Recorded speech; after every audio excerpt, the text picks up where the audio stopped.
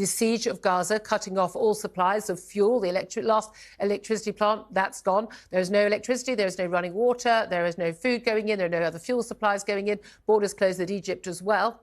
Bizarrely little criticism of Egypt for that, interestingly.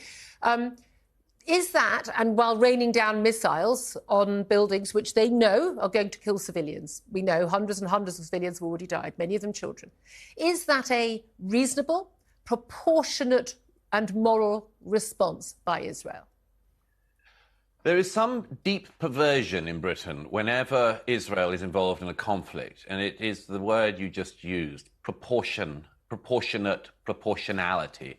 Only Britain is really obsessed with this. I've heard it for the last few days incessantly.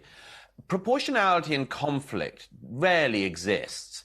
But if we were to decide that we should have this fetish about proportionality, then that would mean that in retaliation for what Hamas did in Israel on Saturday, Israel should try to locate a music festival in Gaza, for instance, and good luck with that, should try to find a music festival in Gaza and rape precisely the number of women that Hamas raped on Saturday, kill precisely the number of young people that Hamas killed on Saturday.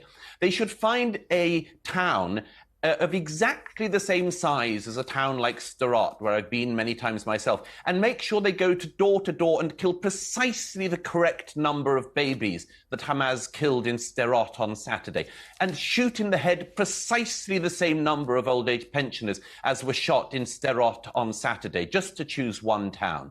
Proportionality in conflict is a joke. And it's a very strange British concept which we've had, that only the Israelis in a conflict, when they are attacked, are expected to have precisely the proportionate response. No, I'm going to challenge you on that, Douglas, because I do think when we had, the invasions of Afghanistan and of Iraq, a lot of people were discussing, Afghanistan had huge numbers of countries involved, Iraq less so, obviously, but there was still discussion about whether or not, with the number of civilian deaths, that this was proportionate to the threat as perceived by America, by other countries. We didn't say that the death toll in Afghanistan had to be precisely the death toll, for instance, in the Twin Towers in New York. We didn't take that view. By the way, the always has to be said, the difference between the Western way of war and the Hamas terrorist way of war is that their objective is to kill civilians. The objective of Hamas is to kill innocent people. The objective in conflict of the United States, the United Kingdom, Israel and other civilized democracies is to kill as few innocent people as possible. It cannot be said enough that Israel tries to use the IDF to protect its citizenry. Hamas uses the citizenry to try to protect Hamas.